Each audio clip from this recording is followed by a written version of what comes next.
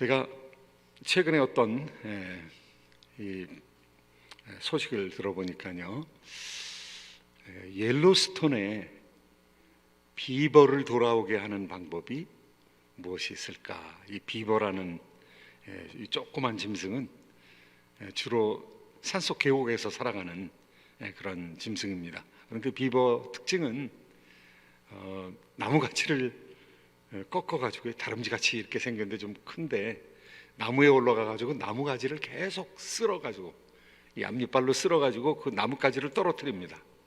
그래서 그 나뭇가지를 주섬주섬 이렇게 엮어가지고 댐을 만들어요. 그리고 댐 속에서 헤엄치고 놀고 하는 그런 짐승입니다. 그래서 사람만 이렇게 댐을 만드는 것이 아니라 자연의 댐을 이 비버가 만드는 그런 짐승인데요, 비버를 돌아오게 하려면 어떻게 할 수 있을까? 사슴을 쫓아내면 됩니다. 왜 사슴을 쫓아내야 되느냐 하면은요, 이 사슴이 있는 식물이라는 것은 그냥 다 장미로부터 시작해가지고 뭐 좋은 나물 싸게 이르기까지 이 사슴이 굉장히 많으면 좋은 그런 동네가 되는 것이 아니라, 있는 것은 뭐 다 화초부터 시작해가지고 뭐 나무 순까지 그냥 다 먹어버립니다. 그러면 사슴을 쫓으려면 어떻게 해야 될까요? 놀랍게도 옐로스톤에 그걸 꼭 의도한 것은 아니지만은 늑대를 14마리를 풀어놨습니다. 근데 늑대가 사슴을 쫓아다니잖아요. 사슴하고 놀라고 쫓아다니는 것이 아니라 사슴을 잡아먹으려고 쫓아다니잖아요. 그런데 늑대 14마리를 풀어놨더니 사슴이 도망치기 시작했고요, 사슴이 도망친 곳에서 새싹들이 솟아나기 시작했습니다. 작은 초목돌이 솟아나기 시작했습니다. 그리고 얼마 안 가서 울창해졌어요. 수풀이 돼버렸어요. 그랬더니 사슴이 없어진 그곳에 조그만 짐승들이 모이기 시작했습니다. 수풀이 형성되면서 조그만 짐승들이 모이게 됐고요, 그 조그만 짐승들이 아주 울창한 곳에서 자기 둥지를 틀고, 그리고 비버들이 돌아와가지고, 사슴은 좋은 것 같고 늑대는 나쁜 놈 같은데 오히려 생태계를 복원시키는 그런 놀라운 변화가 일어났던 것이죠. 우리나라에는요, 사냥을 금지한 이후로 또 숲이 우거지면서 뭐 어마어마하게 많은 숫자의 멧돼지가 생겼습니다. 이 멧돼지가 농사를 못 짓게 만드는 거예요. 산속에서 자연적인 아주 천연적인 생활을 하는 사람들은 꼭 개를 2마리 이상, 개를 데리고 살아야 한다고 합니다. 그 개도 좀 큰 개. 왜냐하면 멧돼지가 마구 공격을 하니까요. 그 산속에 들어와서도 뭐 농작물을 다 해치게 되니까요. 그런데 만약에 한국에 호랑이가 한 10마리 있으면 어떻게 될까요? 아마 생태계가 많이 변하게 될 것입니다. 멧돼지가 그렇게 맘 놓고 막 돌아다니지 못하게 될 것입니다.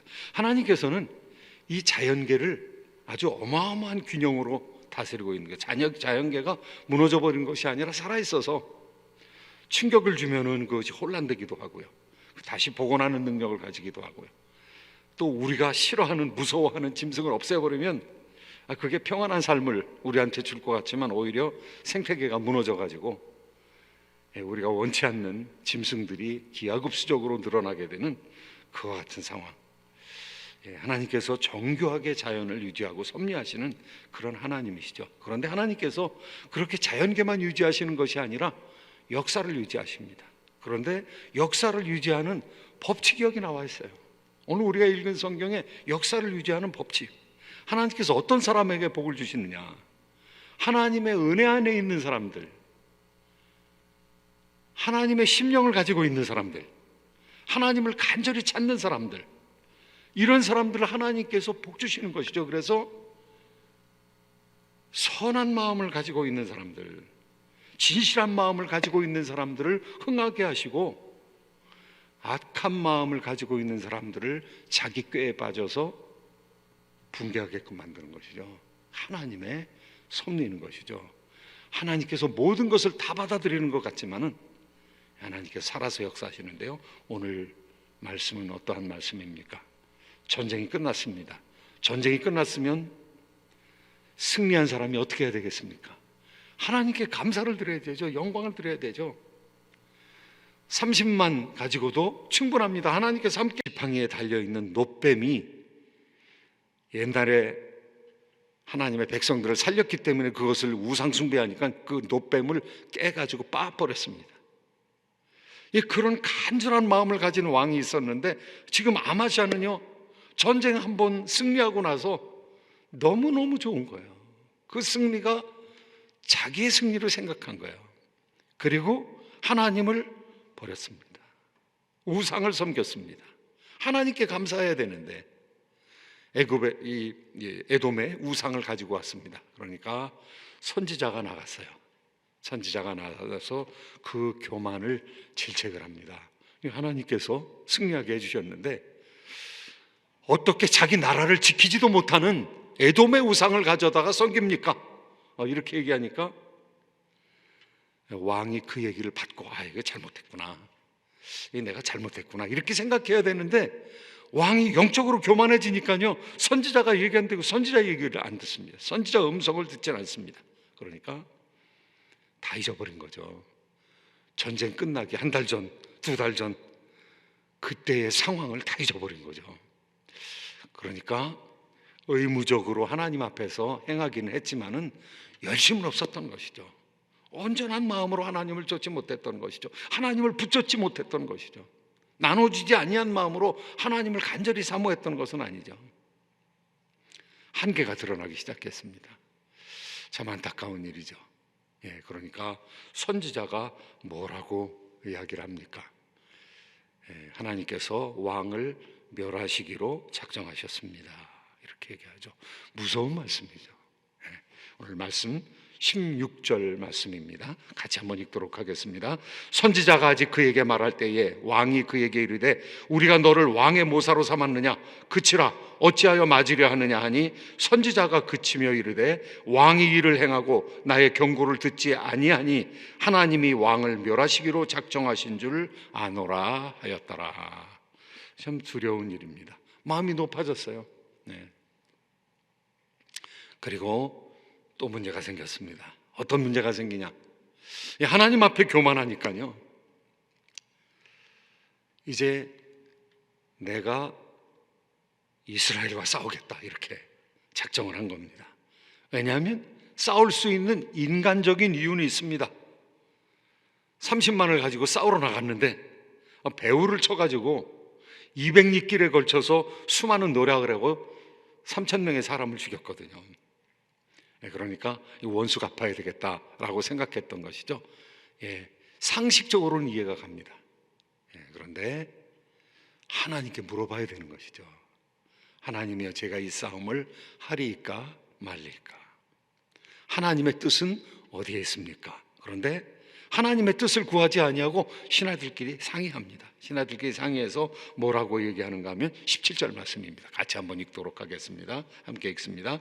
유다 왕 아마샤가 상의하고 예후의 손자 여호아스의 아들 이스라엘 왕 요아스에게 사신을 보내어 이르되 오라 서로 대면하자 한지라. 여기서 오라 서로 대면하자 한지라, 이것은 싸우자는 것입니다.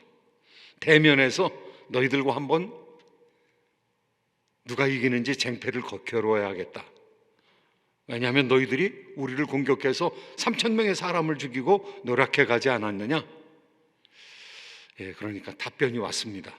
야, 네가 에돔 사람 몇만 이겼다고 우리한테 도전하려고 하느냐? 너를 짓밟게 되리라. 가시나무가, 레바논의 가시나무가 이 레바논의 백향목한테 결혼하자고 하는데 짐승들이 가다가 그 가시나무를 밟게 될 것이다. 이렇게 비유를 통해서 이야기를 합니다. 그런데 정말로 전쟁이 붙게 되었습니다. 전쟁이 발발하게 된 이유는 무엇입니까? 하나님께서 아마샤를 멸하기 위해서, 자기가 멸망당하는 길로 들어가고 있는 것이죠. 자기의 자존심 때문에, 아니 일반적인 상식이죠. 너희들이 우리를 공격했어? 그럼 우리가 너를 공격해야지. 그런데 그것도 하나님께 물어봐야 되고 하나님 앞에 겸손히 행해야 되는데, 누구를 모아가지고 얘기를 했는가 하면 유다 왕 아마샤가 상의하고 사람들하고 어드바이저들하고 상의한 겁니다. 그런데 정말로 어드바이저는 정말 카운셀러, 대문자 카운셀러, 유일한 카운셀러, 여러 상담자와 비교할 수 없는 상담자가 있는데 바로 하나님이시거든요. 보혜사 성령님이시거든요. 그런데 기도 응답받지 아니하고 그냥 해버린 겁니다. 사람들하고 상의하고 해버린 것입니다. 이렇게 되어진 것은 멸망을 자초하는 것이죠. 그런데 그 멸망을 네가 자초하고 있구나 하는 이야기를 이스라엘 왕이 얘기하고 있습니다. 네가 교만해져 가지고 에돔 정도 함락시켰다고 우리한테 덤비는데 레바논의 가시나무를 짐승이 밟는 것처럼 너를 밟아주겠다, 이렇게 얘기하는 겁니다. 그리고 선지자는 뭐라고 기록하고 있는가 하면은요, 역사가는 뭐라고 기록하고 있는가 하면은 20절 같이 한번 읽도록 하겠습니다. 함께 읽겠습니다. 아마샤가 듣지 아니하였으니 이는 하나님께로 말미암은 것이라. 그들이 에돔 신들에게 구하였으므로 그 대적의 손에 넘기려 하심이더라. 결국은 트랩에 빠지고 말았어요. 결국은 함정에 빠지고 말았어요. 그 함정은 심령으로는 교만의 함정입니다. 그리고 겉으로 드러날 때는 상식의 함정입니다. 그런데 가장 깊은 영적인 함정은 그가 교만하였기 때문에 하나님을 버렸습니다. 하나님의 음성을 듣지 않았습니다. 더 깊은 교만의 함정은 그가 우상을 섬겼다는 것입니다. 하나님을 버리고 우상을 섬기니까 하나님께서도 아마샤를 버리셨어요. 그가 멸망의 길로 들어가게 되었던 것이죠. 참으로 안타까운 일이 벌어졌습니다. 이렇게 수치를 당할 수는 없습니다. 어떻게 수치를 당했는가 하면요, 베스메스라는 곳에서 접전을 하게 되었는데 이스라엘 백성들이 물이 흩어지듯이 그냥 흩어져 버렸어요. 이 유다 백성들이 이스라엘 군인 앞에서 그렇게 그냥 흩어져 버렸어요. 그러니까 그 군인들이 어디까지 왔는가 하면 예루살렘까지 왔어요. 예루살렘을 방어할 능력이 없었어요. 예루살렘은 견고한 성읍이거든요. 거기 들어가서 방어할 수 있거든요. 몇 년을 견딜 수 있거든요. 버틸 수 있거든요. 그런데 성을 다 털리게 됩니다. 여기 오늘 말씀 가운데 보니까요, 얼마나 철저히 패하였는가. 24절 25절 말씀 같이 한번 읽도록 하겠습니다. 또 하나님의 전환에서 오벳 에돔이 지키는 모든 금은과 그릇과 왕궁의 재물을 빼앗고 또 사람들을 볼모로 잡아가지고 사마리아로 돌아갔더라. 이스라엘 왕 요아스의 아들 요아스가 죽은 후에도 유다 왕 요아스의 아들 아마샤가 15년간 생존하였더라. 예루살렘 성을 헐어버렸는데요, 예루살렘 성을 헐어버린다는 것은 성을 방어할 능력도 없어졌다는 거죠. 30만 군대가 다 어디 갔습니까? 예루살렘을 지키는 사람들이 어디 있습니까? 예루살렘이 약탈을 당해서 금과 은과 그릇들과 사람을 볼모로 잡아갔다. 사람을 볼모로 잡아갔다는 것은요, 왕의 가족들을 잡아갔겠죠. 왕이 더 이상 덤비지 못하게끔 왕자나 또 궁녀들이나 많은 사람들을 잡아갔겠죠. 그래서 너희들 한번 다시 까불면 이 사람들 다 죽인다. 얼마나 안타까운 일입니까? 또 재물을 다 가지고 왔습니다. 그리고 앞으로 예루살렘을 방어하지 못하도록 180m 정도를 다 무너뜨려 버렸습니다. 400규빗을 무너뜨렸다고 그러니까요, 180m, 한 약 200m 정도를 부숴버린 거죠. 성읍을 부숴버려가지고 방어를 못하게끔 만들어 놓은 것입니다. 하나님을 버리니까 하나님께서 버렸습니다. 영광이 떠났습니다. 참 안타까운 일이죠. 그러면서도 그 수치스러운 생활을 15년이나 더 살아야 됐어요. 20여 년을 통치했는데 반을 수치 속에서 살아가게 되었다는 것이죠. 그런데 그냥 거기서 수치로 끝나는 것이 아니라 그 뒤에 기록에 보면은요, 반역하는 사람들이 생겼다는 것입니다. 반역하는 사람이 생기니까 왕이 그 반역자들을 피해서 어디까지 도망갔는가 하면 라기스까지 도망갔다. 유다 남쪽에 있는 성읍까지 도망쳤다는 것입니다. 그리고 도망친 가운데서 살해당했다고 이야기하고 있습니다.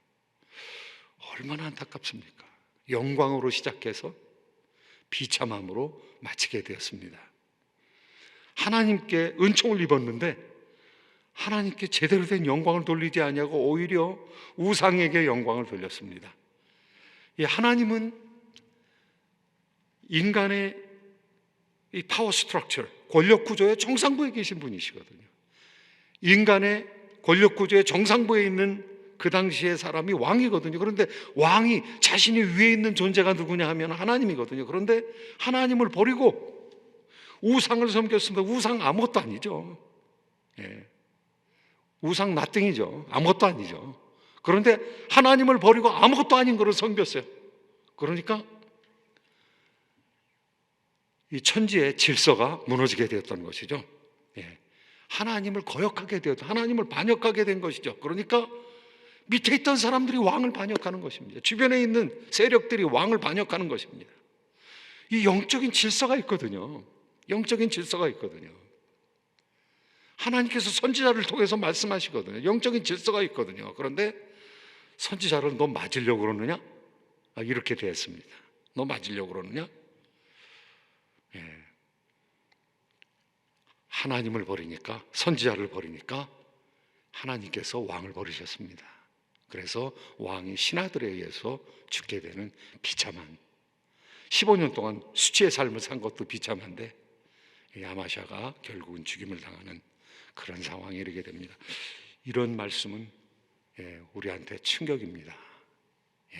이 세상에도 보이지 않는 질서가 있다는 것이죠. 하나님께서 누구를 통해서 왕에게 얘기하시느냐? 선지자를 통해서 이야기하고 있습니다. 그런데 선지자의 얘기를 버렸습니다. 선지자는 누구로부터 파송받습니까? 하나님께로부터 파송받습니다. 선지자가 폭력으로 얘기하는 것이 아니라 말로 얘기하고 있습니다. 그런데 하나님의 말을 어겼으므로 하나님께서 왕을 버리십니다. 왕과 함께 수많은 사람들이 고통을 당하게 됩니다. 볼모로 잡혀가는 사람들이 있습니다. 참으로 우리가 어떻게 해야 될 것인가? 두려워해야 될 것이 있습니다. 하나님의 말씀을 두려워해야 되죠. 하나님의 권위를 두려워해야 되죠. 그리고 두려워하지 않아도 좋을 것이 있습니다. 이 세상 권세가 그냥 왔다가 흘러가는 것이죠. 하나님을 붙들면 하나님 안에 그 모든 것이 숨겨 있고 하나님을 놓치면 다 잊어버리는 것이죠. 제 신앙의 선배 되신 분이 한전에서 신회장을 하셨던 분이 계세요. 그런데 그분이 오래전에 LA에 오셨을 때 저기 명함을 주시더라고요. 저는 뭐 잊어버릴 수가 없어요. 그 명함을 받고 자기 명함 소개를 해놓고 그 밑에 조그만 글씨로 저를 잊는 것은 작은 일입니다. 그런데 하나님을 잊는 것은 모든 것을 잊어버리는 것입니다. 명함에 그렇게 썼더라고요. 그리고 그 명함을 돌리고 전도를 하는 거죠. 저를 잊는 것은, 그러니까 명함이라는 거 뭐 우리가 많이 수백 장 있죠. 또 뭐 수시로 정리하죠. 그런데 저를 잊는 것은 작은 것입니다. 그런데 하나님을 잊는 것은 모든 것을 잊어버리는 것입니다. 우리가 예수 그리스도를 잊어버리는 것은 모든 것을 잊는 것이죠.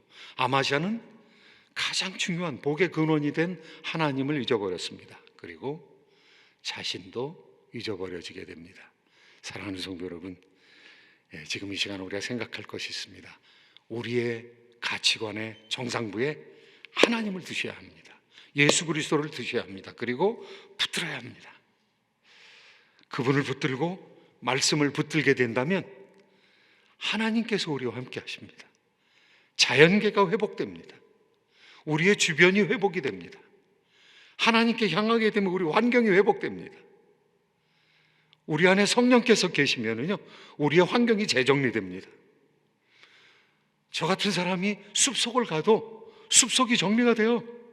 저는 몰랐어요. 그런데 멀리 고개를 들고 보니까 제가 오기 한 100m 전부터 짐승들이 다녀요. 짐승들이 움직여요. 왜 움직이는가 하면은 사람이 나타났으니까 피하는 거예요. 청설모들이 막 왔다 갔다 하는 것이 멀리 보이더라고요. 그리고 제가 쿵쿵쿵쿵 걷는 소리에 뱀들이 피하는 거죠. 아니 뭐 제가 더러워서 피할 수도 있죠. 더러운 눈 걸리면은 잘못하면 죽으니까. 그런데 하나님께서 함께 하시면은요, 영들이 비켜서게 됩니다. 하나님께서 우리와 함께 하시면은요, 환경이 변하게 됩니다. 이거 분명합니다. 하나님께서 여러분을 사랑하시고 하나님께서 우리 마음에 계신 것을 너무 즐거워하고 기뻐하시기 때문에 우리가 하나님께 묶여 있으면은 세상이 우리 가운데 굴복하게 되는 것이죠. 왜냐하면 나한테 굴복하는 것이 아니라 하나님께 굴복하게 되는 것이죠. 그 하나님께서 여러분과 함께 하시는 줄로 믿으시기 바랍니다. 그리고 그 하나님을 붙드시면 하나님의 놀라운 은혜가 여러분을 회복시키시고 자연계를 회복시키는 것처럼 우리의 생활을 회복시키고 하나님의 놀라운 영광의 역사가 여러분에게 나타날 것을 믿습니다. 놀라운 기적들이, 놀라운 변화와 섭리가 풍성해질 것을 여러분 믿으시고 그와 같은 역사가 일어나기는 놀라운 역사가 있기를 예수님의 이름으로 축복합니다. 우리